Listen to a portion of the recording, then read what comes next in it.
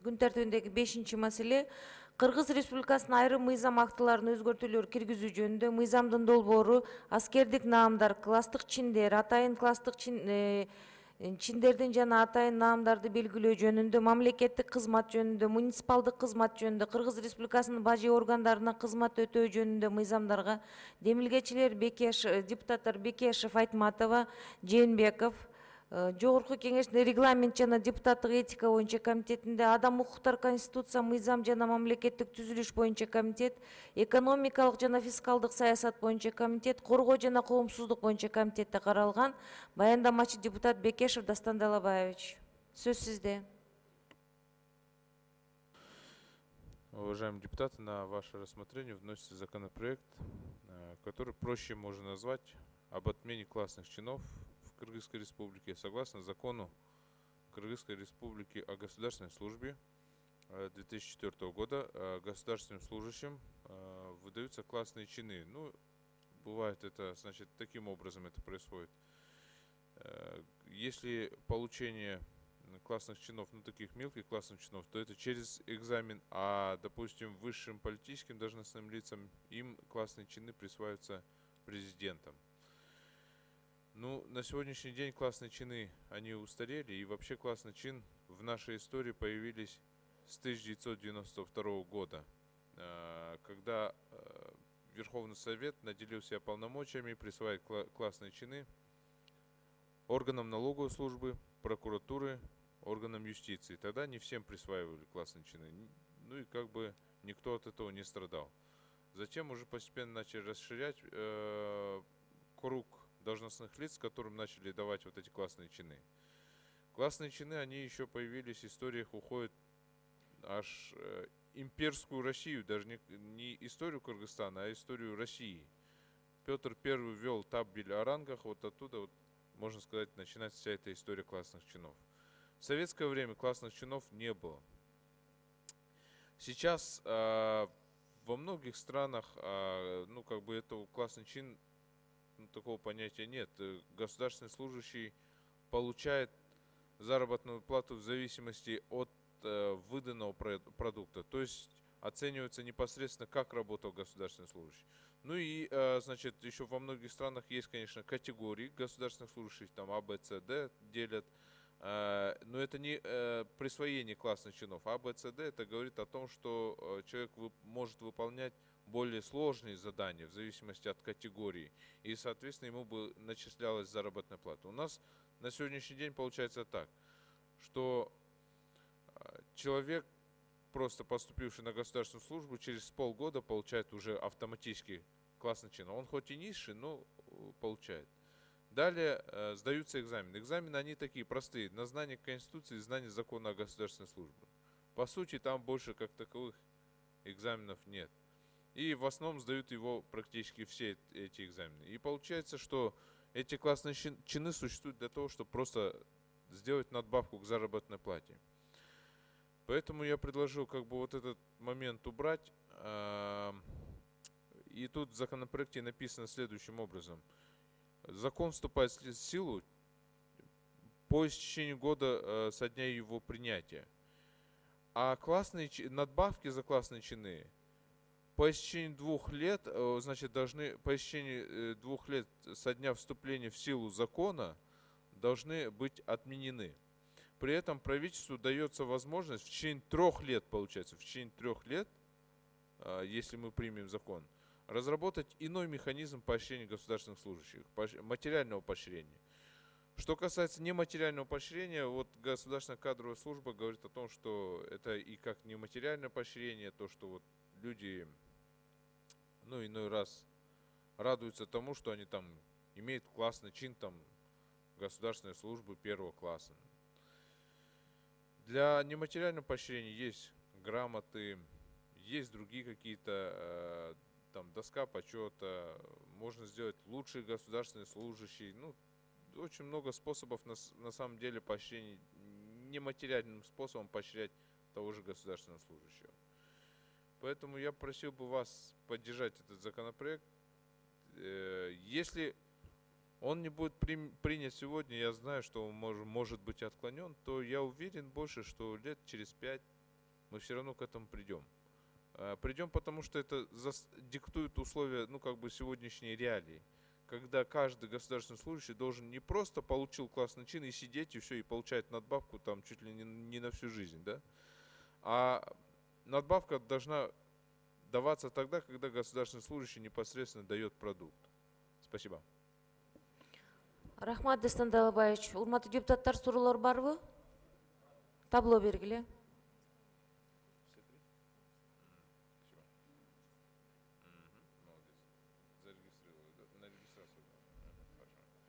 Чек коюу боюнча депутаттардан сунуш түшүп атат. Добушка коем, добуш бериңиздер.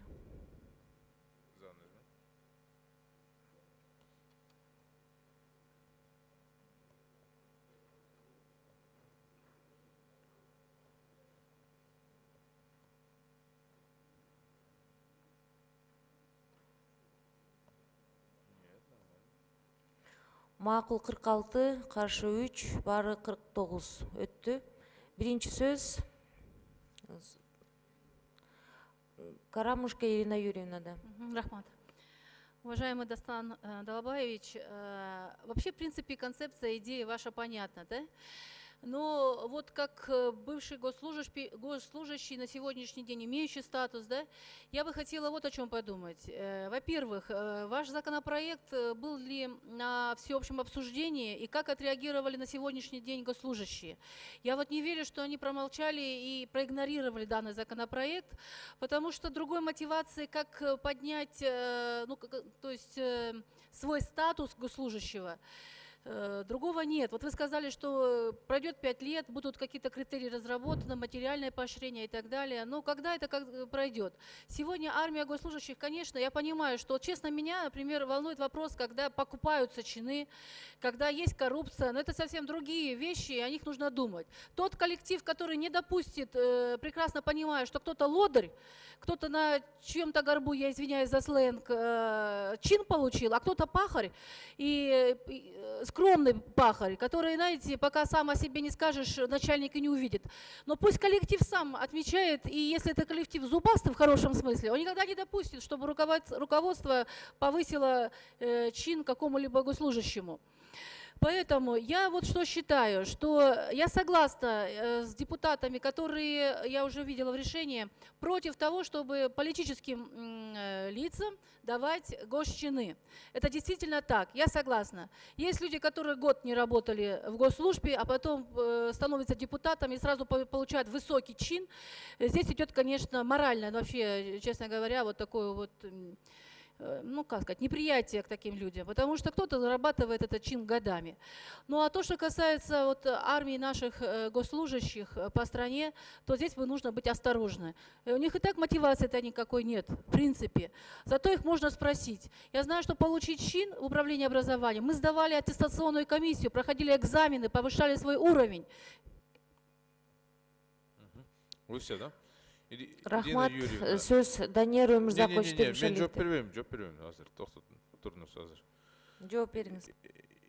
Ирина Юрьевна, я сам как бы и работал в государственной налоговой службе, в министерстве, простым специалистом работал, сам сдавал экзамен на классный чин и видел, как на сегодняшний день сдаются эти экзамены.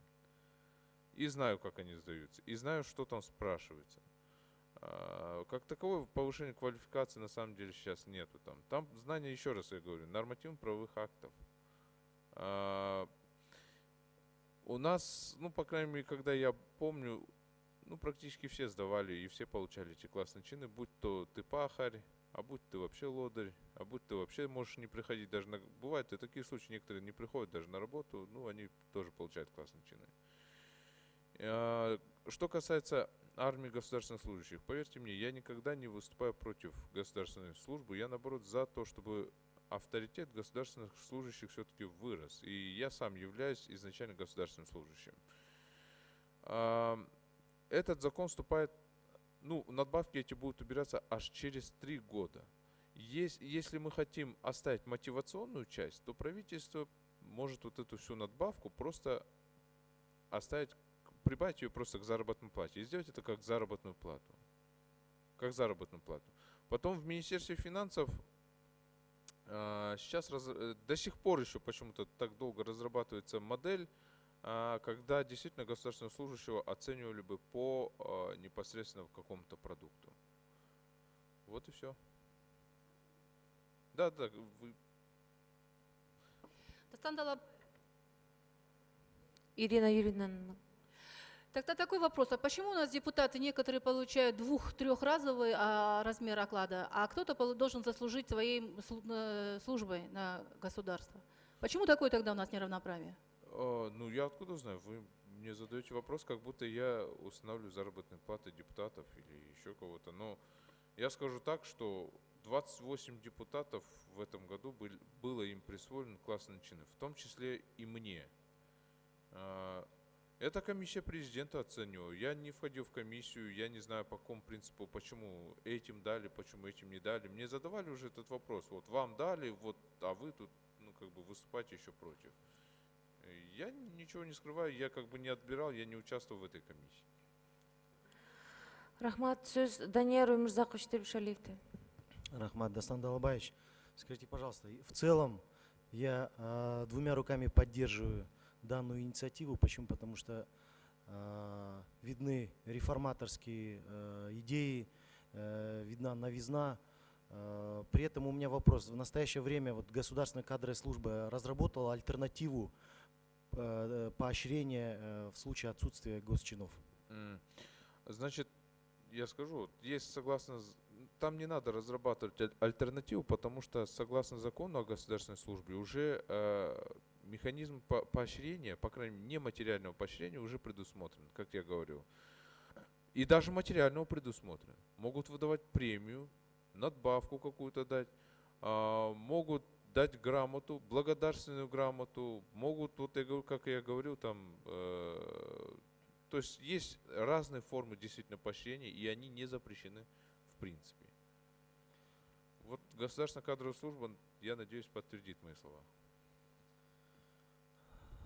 Уважаемый Дастан Далабаевич, хотелось бы еще отметить то, что государство должно быть конкурентоспособным на данном рынке. То есть государство, как и частные компании, государство, как и частная компания, должно использовать современные технологии компьютерные, использовать современные технологии управления. И если сравнивать, допустим, с частным сектором, то государство отстает. Вот посмотрите, как происходит это в частных компаниях, как мотивируют работников в частных компаниях. Каким образом это происходит? Пожалуйста, исходя из этого мы можем видеть результат, что частные компании по сравнению с государством намного эффективнее, результативность намного эффективнее и те услуги, которые предоставляются частными компаниями. Поэтому я полностью поддерживаю данный проект закона и хотелось бы коллег тоже призвать поддержать проект закона, учитывая то, что армия государственных служащих кормится за счет налогоплательщиков в первую очередь, в том числе и мы с вами. И буквально год назад мы приняли решение о том, что политическим должностным лицам, в том числе депутатам, должны присваиваться классные чины. Еще тогда я был против этого. И сейчас я против того, чтобы эти классные чины присваивали. Спасибо. Спасибо большое. Вот, Данияр Мурзакович, я хотел бы одну вещь дополнить. Не все руководители государственной службы, министерства, ну там разные службы, не все используют в полной мере имеющиеся у них полномочия для того, чтобы того же государственного служащего иногда поддержать. Можно было бы сделать, допустим, лучше, к примеру, таможенник в таком-то районе. Ему было бы очень приятно, скажем, если он висел бы на доске почета, и все, кто в таможню заходили, видели бы его, да, что такой-то, такой-то действительно отличился, сделал то-то, то-то. Но на самом деле это же приятно же, когда это, как говорится, и доброе слово и кошке приятно, а человеку так тем более. Урматтуу депутаттар, биякта мамлекеттик кадр кызматынын директорунун орун басары Бактыбек Сагынбаев да отурат. Сурооңор болсо ушул берсеңер болот. Кийин Суроо бердим элем. Мен суроомо жооп беришсе. альтернативдик методтар барбы жокпу? Жооп бериңиздер. Рахмат, саламатсыздар, урматтуу депутаттар. Данияр Мырзакович, вы имеете в виду альтернативно к классным чинам? Поощрение классным чинам. Альтернативный, если не будет классный чин, есть в законе прописан ряд поощрений нематериальных, которые госслужащие могут получить за эффективное выполнение своих обязанностей, грамота и так далее. Кроме того, есть государственная кадровая служба, мы ежегодно на День госслужащего, муниципального служащего и на День независимости даем наши ведомственные награды. Есть комиссия, которая рассматривает и первоначально рассматривает сам орган государственный, откуда пришел этот документ, коллектив, и потом рассматривает комиссия ГКС. Но я хотел бы сказать о другом. Вот альтернативно к классным чинам сейчас вот нет. Это я говорю об административных государственных муниципальных служащих. Классные чины, наряду вот то, о чем я сказал, являются как материальным, так и нематериальной мотивацией для государственных и муниципальных служащих. На сегодняшний день классные чины выдаются по результатам аттестации, которая проводится раз в 3 года. Раз в 3 года проводится аттестация, и механизм аттестации хочу вот рассказать. Я не знаю, до 2000 были внесены изменения в закон о госслужбе и положение об аттестациях. На сегодняшний день аттестация проводит таким образом. Государственный служащий сам себя оценивает, дает информацию, что он делал, как выполнял, оценивает его прямое руководство. Потом аттестационно-конкурсная комиссия, которая состоит, если в министерстве, то статс-секретарей или руководитель аппарата госорганов, и в комиссию входят заведующий, руководитель подразделений того органа и дают ему оценку. И по результатам аттестации дается оценка соответствие занимаемой должности, рекомендуется на повышение занимаемой должности или соответствие занимаемой должности с переаттестацией через полгода, и самая низкая оценка не соответствует занимаемой должности. Вот первые 2 высшие оценки, они дают возможность комиссии внести предложение руководству о присвоении классного чина, который соответствует этой должности, если у него не было этого классного чина или у него был нижестоящий классный чин. И идет надбавка за классный чин у муниципальных служащих от 200 сомов до 1400, у госслужащих от 600 до 1800. Это тоже, я думаю, немаловажный фактор. Поэтому еще хотел сказать, тестирование на то, что говорил уважаемый депутат, проводится сейчас через компьютерное тестирование. Есть основные вопросы, которые правильно сказали, на знание законодательства Конституции, о госслужбе, о муниципальной службе. И вторая часть тестирования знания законодательства, тех нормативных актов, которые регулируют деятельность этого государства. По оценке вот этого тестирования тоже она входит в аттестацию. Поэтому я думаю, классные чины сейчас... Бактыбек мырза, сизден сураныч кыскараак жооп берсеңиз, бул жерде аябай көп депутаттар жазылган убакытты үнөмдөө үчүн. Кийинки сөз Урмат Абдылашевна Аманбаевада. Рахмат. Менин суроом дагы ошо кадр кызматынын өкүлү Бактыбек мырзага берейин дедим эле да. Сиз азыр өзүңүз айтып кеттиңиз, мен эгер толук жооп алсам бербейин дедим эле. Силердин кадр кызматынын көз карашы ушул туура алынып атабы? Себеби менин билишимче бул класстык чиндерди берүү менен сиз айттыңыз, аттестация жолу менен берип атабыз, өзүнчө өтүп атат депчи. Бул ошол муниципалдык жана мамлекеттик кызматчыларга өзүнчө бир стимул болот, стимул болуп келген. Анан муну алып коюу менен туурабы сиздердин кадр кызматынын көз карашы? Ушуну алып койсо кандай? Туура деп бересиңерби? Жок, биз класстык чендерди калтыралы деген сунуш киргизгенбиз. Калсын деген, Калсын деген. Рахмат. Анан Айнура Тойчиевна комитеттин төрайымы, сиздер ушул мыйзамды четке кагуу боюнча берген экенсиздер. Сиздерде эмне түрткү болду муну четке кагуу комитетте? Суроо берсем болобу комитеттин төрайымына? Урмат Абдылашимовна, азыр Дастан мырза биздин коллегабыз өзү да айтып кетти. Жакшы мыйзам, бирок тилекке каршы азыркы учурда бул мыйзамды биз Мен ойлойм, бул мыйзам, бул классный чин азыркы учурда ар бир мамлекеттин жумушчусуна бир кандайдыр бир материалдык жана моральдык стимул берип турат. Балким өзү Дастан мырза айтып кеткендей, 5 жылдан кийин биз кайра келебиз. Анда мен ойлойм, биз балким баягы госслужащийлердин каржылоо маселеси, бир топ ошо баягы стимул маселеси чечилгенден кийин балким биз кайтып келебиз. Бирок азыркы учурда биз комитеттин чечимин жогорку кеңештин сунуштап жатабыз, бул мыйзам долбоорду четке кагуу. Урмат Абдилашимов, мыйзамда жазылып турат. Бул мыйзам 1 жылдан кийин күчкө если будет принят, то он только по истечении года вступает в силу. Потом через 2 года еще после вступления в силу, это получается итого 3 года, только тогда будут надбавки убираться, но даем поручение правительству о том, чтобы другой способ придумать. Это не значит, что просто заберут и все. Будет другой способ. Рахмат Дастан Далабаевич, ушу өзүңүз көрүп атасыз, азыр мамлекеттик муниципалдык кызматкерлердин деле алган айлыгы өзүнүн үй бүлөсүнө жетерлик эмес. Ошого бул аз болсо да стимул болмок. Мен сунуш кылат элем, эгер сиз 1 жылдан дебей 5 жылдан же 6 жылдан деп койсоңуз да жакшы болмок. Ошол мезгилде биздин экономикабыз оңолуп, турмуш тирчилиги оңолуп, өзү жалпысынан болоодан баягындай отказ бере турган мезгил келет деп. Анан мен мына президенттин өкүлүнө бир суроо менен кайрылайын дедим эле. Орозбек Абдисаламович жакшы айтып кетти, мага чейинкилер ошо депутаттардын бир 30-уна класстык чин берилип, калгандары берилбей калган. Эмне критериялар менен берилди эле, же ал депутаттар жакшы иштеди беле, же кийинкилер жакшы иштебей атабы, же бербей койбойбу, же бериш керек беле? Ушу боюнча да токтоп айтып койсоңуз, бүгүн сөз келип калды. Бул боюнча президент чечпейт, бул боюнча комиссия бар.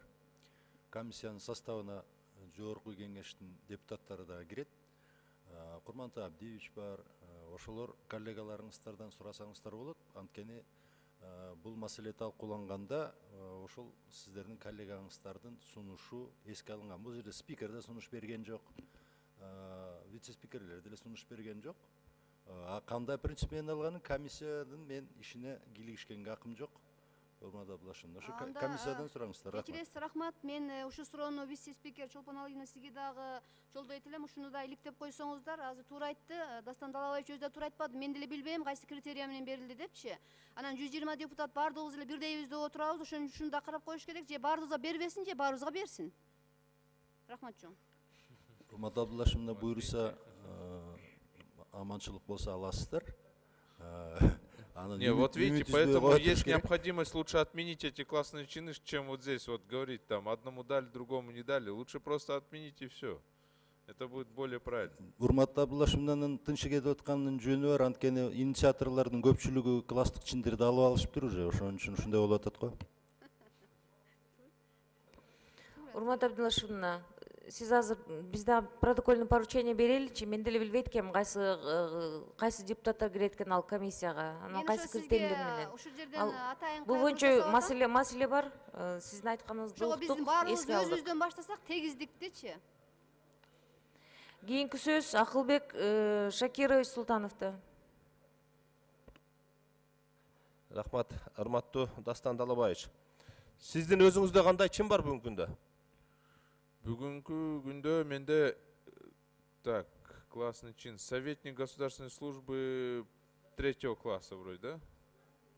Государственный советник государственной службы 3-го, да, класса, правильно? Буну жогорку кеңеш депутат болгондон кийин алдыңыз да? Жок, менде пока я не работал в парламенте, у меня уже был классный чин. Азырчы жогорку кеңештен чин алдыңызбы элексизби жана бул келгениңизден бери? Я. Жогорку кеңештен келгенден бери жана депутаттардын арасында барсызбы жоксузбу? Ооба, бармын. Айтпадымбы, мен ошол ичинде бармын. Ушу мыйзамды алып чыгардан мурун ошол чиндериңиздерден өзүңүз отказ берип, өзүңүздүкүн алып коюп чыгарып келсеңиз жакшы болот эле да. Анан бул жерде көп ушул заслуженный бизде иштеп аткан маданият кызматкерлери бар бүгүнкү күндө, медицина кызматкерлери бар, мугалимдер бар, өмүр бою ошо өзүнүн эмесин эмгегин арнаган, андан башка көп кызматкерлер бар. Эми аларга классный чин берилбейт. Жок, классный чин берилбейт, билем. Мугалимдерге аларга бербейт классный. Чин берилбейт, бирок все равно аларга заслуженный жанагы эмелерди берилиш керек да. Ошолор да ушулардын ичине кирип кетип атат да бүгүнкү күндө. Туурабы? Ошону комиссия. Мисалы үчүн айыл чарбасына эмгек сиңерген деген, айыл чарбасына эмгек сиңергенден кызматкер, эл артисти деген ошогон намдар. Акылбек Шакирович, мындай да, может вы думаете, что я не заслуженный, может там другой депутат заслуженный, это ваше мнение. Я не знаю, как по какому критерию комиссия оценила. Ошону ачык эле айтып. Жөн бул жерде өзүңөр чиндерди алып алып туранан кийин Жок, мыйзамды как это чыгарганга өзүңөр? турмес болот да. Я, между прочим, до получения классного чина этот законопроект инициировал. Жок, бүгүн Мен институтта чуркаган таппайсыңар муну. жокмун, мен чуркаган жокмун, мага бергилечи классный чин деп айткан жокмун. Анан эменин госкадр службанын оюн билсек, оюңузду айтып койсоңуз. Классный чиндер боюнча? Да. Жок, бүгүнкү мыйзам боюнча өзүңүз билесиз. Биз болсо бул мыйзамды карап сунуштарында бергенбиз. Эки комитетте да катышып, тиешелүү комитеттерде катышып, аерда берген биздин позициябыз классный чиндерди азыр калтырып коюш керек. Классный чиндер азыр как нематериальный, моральный и материальный мотивация боюнча мамлекеттик жана муниципалдык кызматкерлер керек деп ойлойбуз. Акылбек Шакирович, сиз классный чин алдыңызбы? Жок, менде жок. Мен алайын деген оюм деле жок. Бербесе деле капа болбойм мен. Просто бул жерде мындай болуп атат да, тиги урмат Аманбаев айткандай, баарына болсо тең болуш керек, болбош керек дегендей да. Жок, туура эле айтып атасыз. Анан бул жерде мындай да, бул баягы мамлекеттик иштегендер гана деп туруп, анан мына азыр мен эми өзүм жөнүндө мага тиешеси жок мунун, бирок мына бизнесте жүрүп, бүгүнкү күндө жогорку кеңеште депутат болуп отургандар көп. Алар эмне үчүн депутат болгондон кийин, например, чин албаш керек? Себеби алар ошол бюджет иштеген организацияларды налог төлөп, убагында бизнесинде жүрүп налог төлөп, мамлекетке салым кошкон адамдардын бири да. Анан олорду жок, мамлекетте иштебеген аларга болбойт деген мына бир-эки сөздөр айтылып кетти бул жерде. Бул деген туура эмес бул. Ал ошол бизнесте жүрөбү 10 секунд. Мамлекетке бүгүнкү күндө пайда келтирди. Налог төлөдү, миллиондогон налогдор төлөп атат. Анан ушу чинге келгенде ал бизнесте жүргөн деп туруп четтеп койгон, бул туура эмес. Рахмат. Бул мыйзамга мен каршымын. Рахмат. Не боюнча сүйлөйсүз азыр? Суроо берейин деп атасызбы?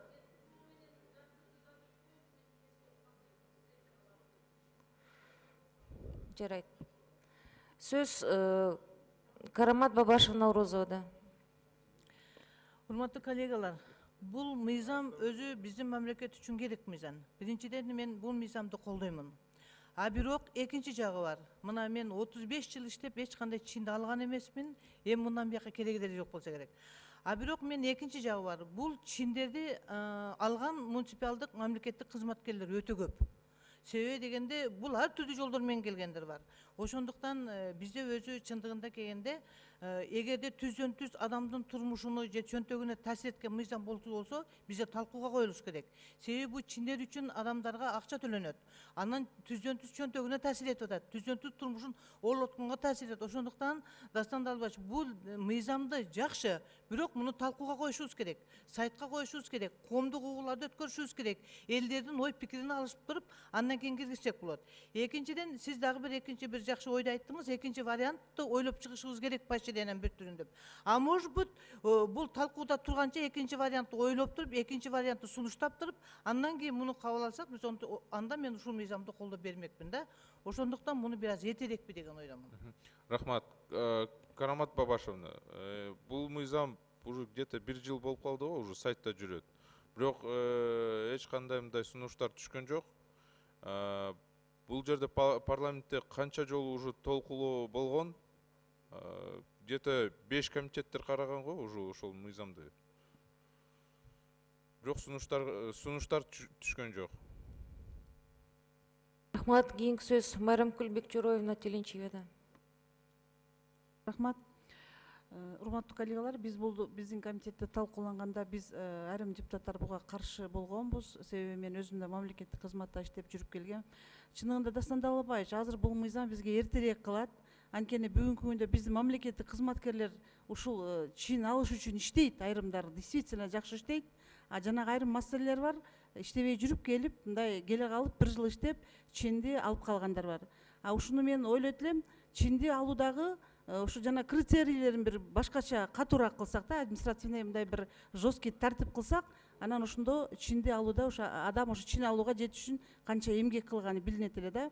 Себеби дегенде бүгүнкү күндө бизде мамлекеттик кызматта иштегендердин айлыктары аз, канча 1000 сом болсо дагы, 1,5 сом болсо дагы ошо чин үчүн айлыгым көбөйүп калсын деп, таза иштеп, чин үчүн иштеп аракет кылгандар бар. Бул жерде чинди таптакыр. Эгерде мамлекет ошо мамлекеттик кызматкерлердин айлыгын чинсиз эле $1000 кылып, $5 кылып, баардыгынын айлыгын көбөйтүп койсо, ошо айлык үчүн иштеп жүрө беришет эле да, чин үчүн эмес. Ошон үчүн бул мыйзамды негизи мен каршы болгом. Азыр каршы болгон, бирок кийин 5 жылдан кийин десеңиз, анда мен колдоп берем. Себеби муну үчүн мамлекет баардык мамлекеттик кызматкерлердин айлыгын көбөйтүп, өзлөрүнүн кызматкерлерин жакшы турмушта жашатканга аракет кылыш керек. Ошондон кийин ушул мыйзамдарды биз алганга кол көтөрүп берели. Марангул Бекчуровна, ош мыйзамда жазылып турбайбы? 3 жылдан кийин күчкө кирет бул мыйзам. Давайте 5 жыл жазайлы анда. 5 жылдан кийин деп койсоңуз. Бүгүн эрте десек, эртең кеч болот. Жок, мамлекет ошо өкмөт даярдансын да. 5 жылдан кийин ошо айлыктарды көбөйтө баштасын. Шарт түзө баштасын мамлекеттик кызматкерлерге. Жок, мыйзам күчкө киргенде ошондо биздин өкмөт башка варианттарды даярдайт. А мындай биз альтернативный вариантын даярдабайт, вообще даярдабайт. Эметебиз кылабыз деберишет алар. Уже 1 жыл болуп калды, еще до сих пор альтернативдүү вариантты берген жок. Анда өкмөттөн биз альтернативдүү вариантын даярдап, ошол келгенден кийин анан ошол мыйзамды талкуулоого алалы. Бербей жатпайбы? Туурабы? Алып келсин өкмөт бизге альтернативдүү вариантын, ошо канткенде биз мамлекеттик кызматкерлердин айлыгын көбөйтүп, ошо чини жок иштетебиз. Бир материалдык, моралдык стимул болуш керек да иштеп аткан кызматкерлерге. Материалдык, моралдык стимулдар бар. Ошол стимулдар атайын мыйзамда жазылып турат. Стимулдар эми жана премияны айтып атасыз. Премияны бардык мамлекеттик кызматка алышпайт алар. Жөнүндө ошол мыйзамда жазылып турат бүт баары. Рахмат, сөз Дастанбек Артисбекович Жумабековто. Рахмат. Дастан мырза, айтып кетсеңиз, бул конституциябыздын 20-беренесинин 1-пунктунда көрсөтүлүп турат да, Кыргыз Республикасында адамдын жана жарандардын укуктары менен эркиндиктерин жокко чыгаруучу же кемситүүчү мыйзамдар кабыл алынбаш керек деп турат да. Ушуга мындай тийип кетпейден да залакысычы, кандай деп ойлойсуз? Конституциянын 20-беренесинин 1-пунктунда жазылып турат. Кайсы берене? 20-берененин 1-пунктун окуп койсоңуз, Конституциянын. Кыргыз Республикасынын Конституциясын окуп койсоңуз. Андан кийинки суроом. Эми бул чин деп атабыз. Ошондо бул биздин бажы кызматкерлери, таможенный служба, бир, экинчиси бул налоговый инспекторда иштегендердин званияларына кошо кирип кетеби деген суроо да. Буларга эч кандай эмеси жок, а? Ооба, жок. Алар алынбайт. Прокуратураныкычы? Жок, кирбейт. Алардыкы атайын мындай звания бар да. Алардын званиясына эч кандай тиешеси жок, а бул жерде? Жок, тиешеси жок. Анткени алар правоохранительный орган болот атпайбы? Анда бул мыйзам сиздики только госслужбада иштегендердин. Госслужба анын муниципалдык кызматкерлерге. Мунун эми таяктын эки учу болуп калып атат да, мындайча алгандачы. Палка двух концов болуп калып атат да. Бир чети жакшы, бир чети. Просто жаман жагын алып карасак, эми бизге бир аз эртерээк, анткени бизде стимул болуп атат, аз көп депутаттар айтып кетти да, мен кошуламын. Көп аракет кылып атат. Мен бул ушунча 1-класстагы чинди же 2-класстагы чинди алып алып, ошо даражамды көтөрүп, анан надбавка деген бар зарплатадан кошулган, ошого аракет кылып иштешип атат. Эгерде бул алым калса, анда эч кандай баягы ар ким ошо убакыт өтсүн, солдат спит, служба идет дегендей болуп калат да. Эч кандай баягы стимул болбой, аракет болбой, жумушка, мамлекеттик кызматка мындай бир көз караш начарлап кетеби деген жагы да бар да. Анан кийин экинчи жагы, сиз аябай эле бюджетте мына 100 миллион сомдон ашык баягы расходду кыскартып атабыз да. Мамлекет жалпылык, сиз мамлекетти жалпылык жолго түртүп атабыз да. Мамлекет акча табып, зарплатаны көбөйтсүн деген ордуна кайра ушу мамлекет 10 секунд. Мамлекетке кандай бир башка бир варианттарды берип, ушу жол менен өнүгүү деген жол менен сиз жол көрсөтүп атасыз. Бул жагы туура эмес болуп калат го деген ой. 20-беренеде Конституциянын мен азыр 20-беренени окудум. Бұл мыйзам қаршы болбойт, анткени бұл адам укукка тийиштүү эмес, қаршы болбойт. И что хотелось еще сказать, значит, решение здесь, это решение, оно может быть такое непопулярное, но оно правильное. И вот в том-то и дело, на мой взгляд, это решение правильное, но непопулярное. 100 миллионов сомов, прям такого сокращения не произойдет, потому что эти деньги просто перейдут в надбавку к заработной плате. Ее можно сделать как обычную надбавку. Делают же учителям проценты надбавки, 10%, 15%. Можно и здесь надбавки делать. Можно сказать так, если вот в квартале такой-то государственный служащий хорошо работал, ему надбавка будет 25%, в другом 50%. В парламенте это уже практикуется, без классных чинов, тут все уже есть, уже надбавки, в правительстве надбавки дают, это уже практикуется. И здесь можно эти деньги просто убрать классный чин и сделать надбавками. Сөз Ыргал Кармышаковна Кыдыралиевада. Рахмат. Дастан Далабаевич, мен да азыр суроо берейин дедим эле. Ушул чин үчүн иштеп жаткан экөөбүздүн тең жашташтарыбызда көбүнчөчү, мисалы үчүн азыркы күндө мамлекетте кызматтарда, административдик кызматтарда иштеп жаткан. Ошолордун арасынан союз малында дейбизби, эгер кайсы бир ишканада иштесең, ошол ишкана тарабынан жашоочу үй берилүүчү, квартира берилүүчү туурабы иштегендерге. Азыркы күндө ушул дагы жок да, мыйзам аткарылбай келет. Ар бир курулган үйлөрдөн 10% соц жилього берилсин кызматкерлерге деп башкаларга туурабы? Аткарылбай келет. Ушул убакта ушул чин берүүнү алып салсак, жаштар эмне үчүн мамлекеттик кызматка иштейт? Айтыңызчы, 2000 сом, 3000 сом айлык азыр туурабы? Көп министрликтерде даже ушундай айлык. Ошон үчүн иштейби? Жок, Ыргал Карымшаков, мындай да. Классный чин алгандан кийин мен айтып атпайм, бу надбавканы бере берсин, надбавканы жакшы иштесе, акчаны жакшы эле алат да. А жаман иштесе эмнеге алар ошол жакшы иштегенди эмне менен баалайбыз? Ошол жетекчинин баасы менен баалайбызбы? Жок, ошол жетекчи балабайт. Атайын мындай программа болуш керек. Анын поощрение, программа поощрения. Ошол өкмөттү ошол программаны түзүш керек, ошол программаны. Дастан Далабаевич, мына депутаттардын берген, коллегаларын берген суроосун алайык да. Мандат, статус, мүмкүнчүлүк, жоопкерчилик, милдет бирдей туурабы 120 депутаттыкка. Эмне үчүн бирине берилип, бирине берилбей, бирине жогорураак айлык, бирине азыраак айлык берилет? Айтыңызчы. Мен айтып атпайм, мен комиссияда, мен комиссиянын мүчөсү эмесмин, мен ошол чечим. Жок, сиз ушуну сунуштууларда карадыңыз да, туурабы? Кандай? Карадыңыз да сунуштууларда? Жок, караган жокмун, мен я даже не интересовался. Карашыңыз керек болчу. Андан сырткары, мына 3 жылдан кийин бул спикердин жумушу, бул спикердин же вице-спикердин жумушу. 3 жылдан кийин ушул мыйзам күчүнө кирет деп атасыз да, 3 жылдан кийин СССР таркагандан кийин көчөдө араба сүйрөп жүрүп окуган, шоколад жок калган балдар ушул азыркы күндө мамлекеттик кызматта экөөбүздүн ровесниктерибиз. Ушуларга тиешелүү болуп калат да, Дастан Далабаевич. Ошондуктан мен айтам, буга чейин СССРдин тарбиясын көргөндөргө берип, эми кийин өзүн өзү тарбиялагандарга бербей коебуз деген бул туура эмес. Айрыкча экөөбүздүн курдаштарыбыз, жаштарга бул тиешеси чоң болуп калат. Ошондуктан, урматтуу Дастан Далабаевич, бирок комитеттин төрагасы Айнура Тойчуевна, мен Марат Султановдун сунушун колдойм. Административдик кызматтар үчүн калтырылсын, шайланып келген, убактылуу шайланып келген дейбизби, саясий кызматтар үчүн буну жоюуну, эгерде Дастан Далабаевич ушундой сунуш кылса, мен колдоймун. Бирок бул популисттик сунуш деп айтар элем. Рахмат. Популисттик эмес, как раз популисттик боло албайт ушундай мыйзам. Айтып атпайм, бул популярдык эмес бул мыйзам, наоборот. Бул мындай көбүнчө мамлекеттик кызматкерлер бул мыйзамга каршы болот. Кайсы популисттик это? Чоң рахмат. Сөз Надира Азимовна Нарматовада. Рахмат. Дастан Далабаевич, ушул мыйзамды долбоорун сунуш кылганга сизге эмне түрткү болду? Эми мындай да, реформаны жасаш керек. Биз мындай жөн эле жүрө берсек, реформаларды кылбаса, ушундай эле боло беребизби? Реформа деген... Реформа эми мындай да, Надира Азимовна.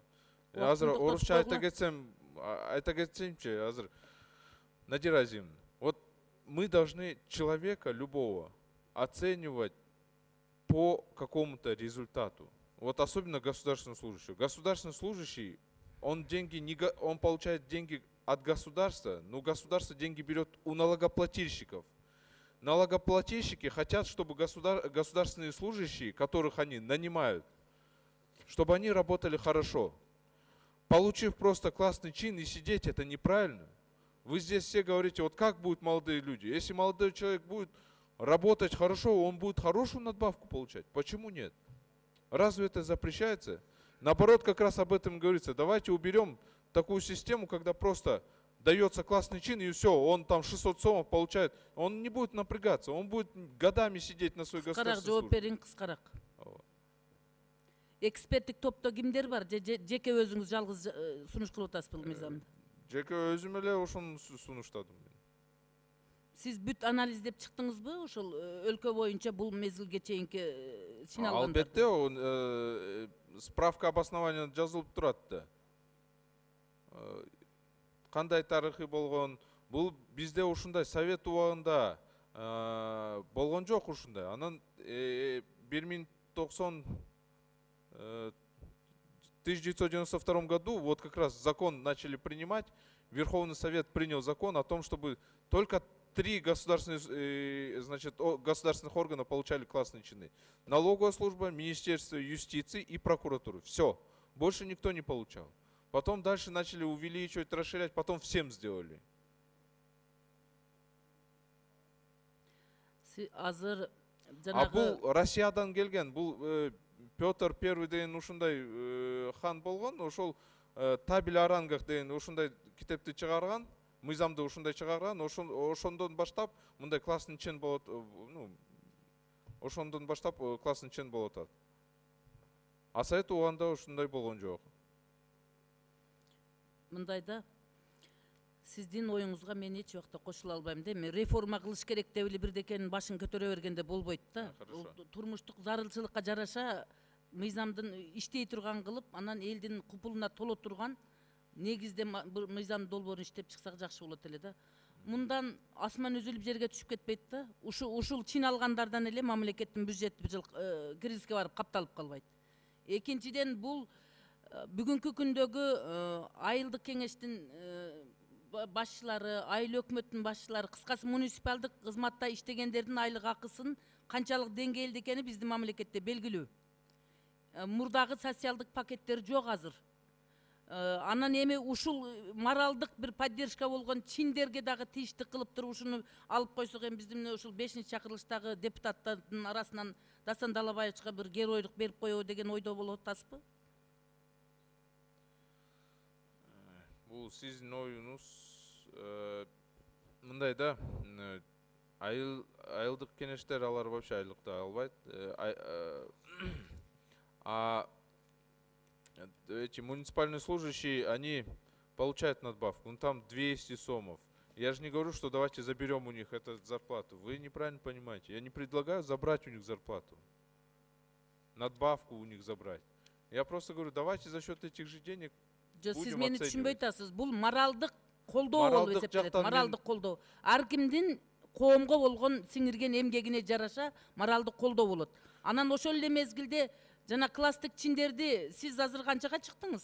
Мен 10-чу жол уже жооп бердим, ошол моралдык жактан. Жок, чыкканда мисалы үчүн сиздин өзүңүздүн жетишерлик турмуш тажрыйбаңыз болбогондон кийин, анан 40-ка жетпей 30-дун айланасында жүрүп 2 жолу чин алып атканыңыздан кийин мындай болбойт да. Ошол эмне кызматыңыз үчүн алдыңыз деп өзүңүзгө суроо бердиңиз. Хорошо, мен сизге жооп берем. Раз сиз мага тиешип атасызбы, мен тиешкен жокмун, мен суроо берип атам. Министерство экономикада иштеп атканда мен атайын ушундай экзаменди бердим. Ошондо мен классный чинди алдым. Бул биринчи жолу. Анан азыр депутат болгондон кийин билесиз, быйыл жылда президенттин комиссиясы 28 депутаттарга ошол классный чин берген. А мен билбейм кайсы критериям алар берген. Мен билбейм эмнеге сизге берген жок. Мен ошону билбейм. Жо, мен алган албагандыгым жөнүндө сөз козгоп аткан Жок, жокмун. сиз ошол алганда эмне үчүн отказ берип койбодуңуз? Бир жыл депутат болуп иштедим, мурдагы эмгек тажрыйбам жок болчу, жаңыдан эле иштеп жүргөн адаммын деп туруп эмне үчүн отказ берип койбодуңуз ошо президенттик комиссия берген чакта дагычы? Анан эми өзүңүзгө ыйгарымдуу нерселердин бардыгын алып алып туруп, элдин ырыскысын кыйганыңыз туура келбейт. Надира Азимовна, ошол классный чин жойгондон кийин мындай талаштар болбойт да. Сен алдың, мен алдың, ушундай болбойт да. Урматтуу депутаттар, саат 1 болду, 2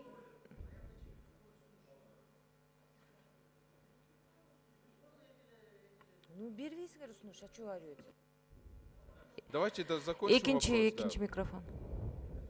Сунуш бар эле, ушу аягына чейин эле бүтүрүп коелу, эки эле киши калды, талкууну бүтүрүп эле биротоло чыгалы немеге, танаписке. Макулсуңарбы? Бүтүрүп коелу дейт ушуну, анан кийин обедке чыгайлы дейт.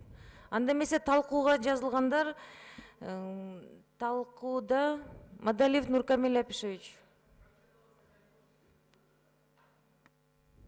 Рахмат. Урматтуу коллегалар, жакшы эле талкууладык окшойт го. Мыйзамды мен бир нерсени айткым келип атат. Ушул жерде отургандардын көпчүлүгү ушу социализм доорунун продукциясы болуп эсептелебиз да. Ошондой бир принциптер бар эле. Ар кимден эмгегине жараша жана ар кимге ишине жараша депчи. Мүмкүнчүлүгүнө жараша, ар кимден мүмкүнчүлүгүнө жараша, ар кимге эмгегине жараша деп ошондой принцип бар эле. Ошол принциптер бузулуп кетип, кийин мынабы биздин коомчулугубуз ушундай көбүнчө орусча айтканда жана иждивенческий настроениеге үйрөнүп көпчүлүк ошо алганга гана көбүрөөк даярданып далалаттанып калганбыз да. Мен оюмча мына мыйзамдын болушу азыркы болуп аткан, жүрүп аткан, иштеп аткан мыйзам бул ошол доордон калган кандайдыр бир мындай эстелик катары кабыл алышыбыз керек. Анан Дастан Далабаевичтин кылган аракеттерин биз сөзсүз түрдө мен оюмча колдошубуз керек. Себеби дегенде биз адамды эмгегине жараша баалашыбыз керек, урматтуу коллегалар. Анан эми мына жерде сөз өзү Дастан Далабаевичтин өзү персонасы жөнүндө болбош керек. Ал киши түшүндүрүп эле бир нече жолу айтып атат. Анан эң негизгиси мен сиздерге көңүлүңүздөрдү буруп кете турган нерсе, биз айтып атабыз азыр 5 жылдан кийин кирсин, 3 жылдан кийин кирсин деп. Айтып атпайбы? Мына алдыда даярдыктар боло турган мезгил бар деп. Бардык нерсенин башталышы болуш керек да. Мына башталышы, мына биз ушул маселени талкуулап аткандыгыбыз. Мен оюмча муну кабыл алсак да болот. Биз мына иштеп аткан кишилердин жанакындай азыркы айлыктарын эмитен эле кыркалы, же буларга акча бербейли, же булардын моралдык жана материалдык стимулдарын жок кылалы деген аракеттерди көргөн жокпуз бул долбоордон. Тескерисинче биз билип атабыз, мына механизмдери даярдалып, өкмөт ошону даярдап берсин 3 жылдын аралыгында деген өзүнчө бир жакшы тапшырмалар коюлуп атпайбы?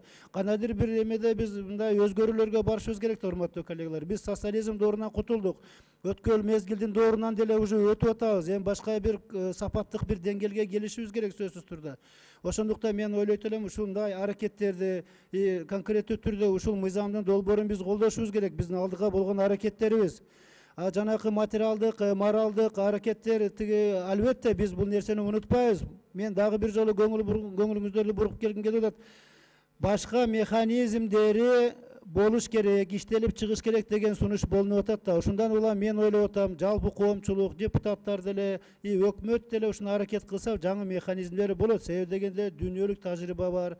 Дүйнө жүзүндө башка эле механизмдер менен иштеп алдыга кетип аткан тиги коомдор бар, мамлекеттер бар. Ошолордун үлгүлөрүн алсак болот. Себеби дегенде албетте адамга эмгегине жараша баа беришибиз керек. Бирок чын-чынына келгенде азыркы мына айтылып атат арабызда сөздөр.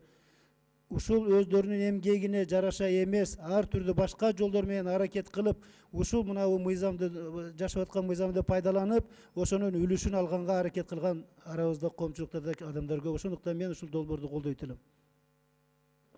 Рахмат. Кийинки сөз Данияр Өмүрканович Тербишалиевде. Рахмат.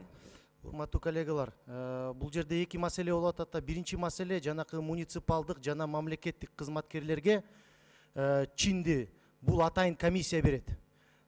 Саясий кызматкерлерге чиндерди мисалы ошол эле депутаттарга, саясий кызматта иштеп аткан адамдарга бул чинди президент гана эле берет. Бул жерде ушул маселе болуп атат да. Анан кийин эми урматтуу коллегалар, мен чакырып кетет элем баарыңыздарды. Эми ачык сүйлөшөлү ушул жерден. Өзүбүздөн баштайлы. Өзүбүздөн баштайлы. Мына бир жыл мурун чечим кабыл алдык элек, депутаттарга да чиндер берилсин деп. Депутаттар бул мамлекеттик кызматкерлер эмес. Мамлекеттик кызматкерлер эмес. Бул эл өкүлү деп коет муну. Эл өкүлү болгондон кийин биз ушундай чин алганга эч кандай биздин укугубуз жок. Мен алган да жокмун, үй албайм да бул чинди. и башкаларды да чакырып кетет элем. Биз токтом кабыл алып туруп президентке кайрылышыбыз керек. Мамлекеттик ушул саясий кызматта иштеп аткан адамдарга саясий чин берилбесин деген чечимди кабыл алышыбыз керек. Эми ушул саясий жанакы ушул чин алабыз деп атып, болгону ушул 2 миң сом кошулат экен ошого. Анан 2 миң сом алып туруп биз эмне байып кетмек белек? Максимальный 2 миң сом кошулат экен. Давайте ошол 2 миң сомду андан көрө ошол эле кызматкерлерге берип коелу. Керек болсо. Урматтуу коллегалар, мен ойлойт элем эми ушул жерде отурган адамдар көп эле мындай материалдык жактан муктаж эмес адамдар. Давайте ушундай чечим кабыл алып берели, өзүбүздөн баштайлы, урматтуу коллегалар. Өзүбүздөн баштап туруп, үлгү көрсөтөлү, андан кийин ошол муниципалдык кызматкерлердин, ошол эле мамлекеттик кызматкерлердин чинин кийинчерээк кыскарталы керек болсо анда.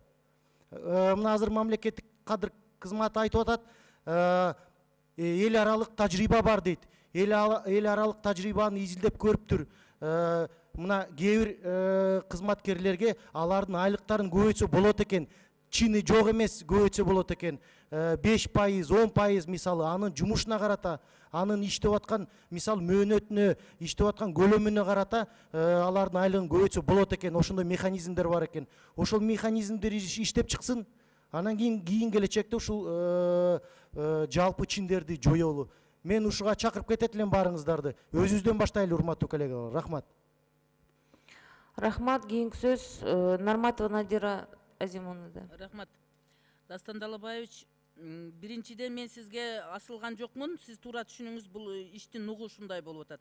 Себеби бул укуктук ченемдик актылар боюнча кабыл алуу жөнүндө мыйзамда жарандардын укугу чектелбеш керек деген талап бар, аны баарыбыз билебиз. Ошондуктан бул мыйзамда жарандардын укугу чектелип атат. Ошондуктан бул мындайга окшогон мыйзамдардын долбоорлорун эгерде өкмөт өзү карап чыгып, ошо мамлекеттик кызматкерлердин, саясий кызматкерлердин айлык акыларын карап чыгып, анын стимулирующий бир финансылык каражаттарын таап, анан кийин мүмкүнчүлүк болот экен деп туруп өкмөт тарабынан сунуш кылынган болсо, анда жөнү бар эле. Мунан туюстан эле бир ортодон чыга калып эле ушуларды жок кылыш керек деп айткандын өзү туура эмес да. Мен ошон үчүн айтып атам, ошон үчүн ошондой суроо бердим. Бир эле өзүңүз чечип атасызбы, же дагы бир командаңызда бирөөлөр барбы депчи. Эксперттик тобуңузда кимдер бар деп. Ошондуктан сиз туура түшүнүңүз. Бул жерде мамлекеттик кызматкерлерде депутаттар жөнүндө эмес. Биз саясий кызматкер болгон менен депутаттар дагы өмүр бою өндүрүштө иштеди, чарбада иштеди, саясий мамлекеттик кызматтарда иштеп атышат, бизнесте жүрүп атат, колунан келишинче коомго сиңирген эмгеги бар. Кайсы бир деңгээлге келгенде ошол өзүнүн жөндөмүнө жараша мандат алып парламентке келип отуруп атат. Анан ошо басып өткөн жолу боюнча, алган тажрыйбасы боюнча, элге кылган кызматы боюнча жыйынтыктап келип туруп комиссия чин берсе, анын эч кандай жамандыгы жок. Карыган мезгилде болобу, орто жашта болобу, ошо кылган эмгегинин түшүмүнүн жыйынтыгында бир чин алса, бул эч кандай коомго тескери көз караш болбойт. Ал адамдын өмүрүнө, ден соолугуна, бала чакасына, коомго моралдык гана стимул болот, башка эч нерсе болот. Ал 1 миң сом, 2 миң сом менен маселе чечилбейт. Ошол жагы бар. Экинчиден, мамлекеттик кызматкерлердин айлык акыларын бүгүн дагы басып айтайын, кыйрап кеткен жери жок. Ошолор ошол чиндерге аракет кылып чин аламын деп жанталашып иштешет. Ал чин моралдык стимул болот ар бир адамдын жашоосундачы. Мынандай деген чин алгамын, мен элге кызмат кылгамын деп. Анан эле жөн эле чыгарат экен, силер чыгара бергенде болбойт да. Дастан Далабаевич, туура түшүнүңүз. Мен сизди жекече эч кандай мен кусаматым да жок, аласа бересим да жок, ал өзүңүздүн деңгээлиңизде сунуш кыла бересиз. Бирок коомго кызмат кыла турган мыйзам болсо, ошондо биздин жүзүбүз жарык болот. Анан биз эми 5-чакырылыштагы депутаттар өмүр бою кызмат кылып элдин моралдык колдоо болуп келаткан нерсени жокко чыгарып коюп тарыхта калбай эле коелук. Андан көрөктүү өкмөт өзү карап көрсүн да, өз зарыл болсо өкмөт сунуш кылсын. Өзүнүн закон ченемди, укуктук ченемдик актыларын карап көрүп турупчу. Рахмат. Рахмат, депутаттар. Талкуу суроо бүттү. Биринчи микрофон. Исаев, СДПК. Мен талкууга да, суроого да жазылбай эле койдум эле. Себеби көп адамдар суроо берип атты, мен канааттандым эле. Бирок акырында барып канааттанбай калып, анан микрофонго чыгып калдым эми. Дастан Далабаевич, сиз айтыңызчы, канча бүгүн Кыргызстанда муниципалдык кызматкер бар? Қанша госслужбада кіші бар? Был жылда... Жоқ, вообще, мына бүгін. Нет, вот в этом году как раз сокращения были, поэтому после сокращения я не знаю сейчас сколько было. Сіз мыйзамды, мен біліп тұрам, мыйзамды сіз даярданбай тұрып жасап қойдыңыз. Қандай Сіз ошо даярдабай? азыр айтқаныңызда мына Қырғызстан ел бүту қылып тұрады. Мұнша 1000 адам муниципалдық қызметті іштеп атат дегеніңізде мен айтат елем, сіз уже ошолардың тағдырыны есепке алып ана мыйзам жаздыңыз деп. Сіз бүгін айтқаныңызда мұнша кіші госслужбада іштеп атат дегеніңізде мен айтат елем, ошоларды біліп тұрып жасады деп. Сіз жөн эле эмоциональный бұл мыйзамды алып келдіңіз. Ошол үчүн урматтуу депутаттар, муну колдоого чакырам мен. Рахмат. Мындай, подождите. Обвинять просто так, что я тут ничего не анализирую, это вообще неправильно и глупо, я вам скажу. Количество имеющих классные чины на 1 января 2012 года в разделе категории. Вот здесь таблица даже справки обоснований приводится. Сколько денег уходит на это, здесь приводится. Здесь документтерде окубайсыз ба, окубай эле мени мындай жөн эле айтып тоже болбойт го. Биринчи микрофон. Так нельзя делать. Жоқ, Дастан Бадалбаев, сіз айтпайсыз, мына бүт ел угуп турат. Қанша муниципалдық қызматкер іштейт бүгін? Жоқ, сіз окубайсыз. Жоқ, сіз айтпайсыз ба? Сіз мыйзам авторы қатар. Мына жазылып турат. Айтыңыз.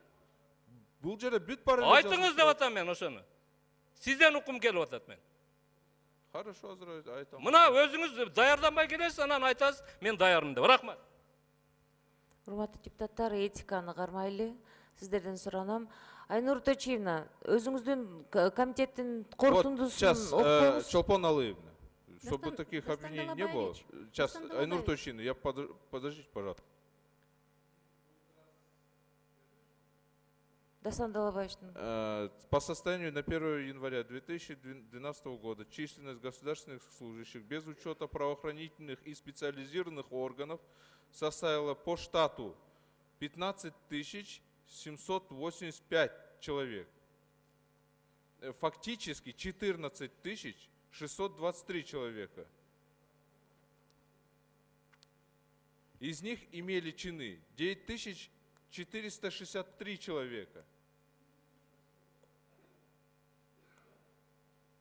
Окуайлы айта бергенге болбойт.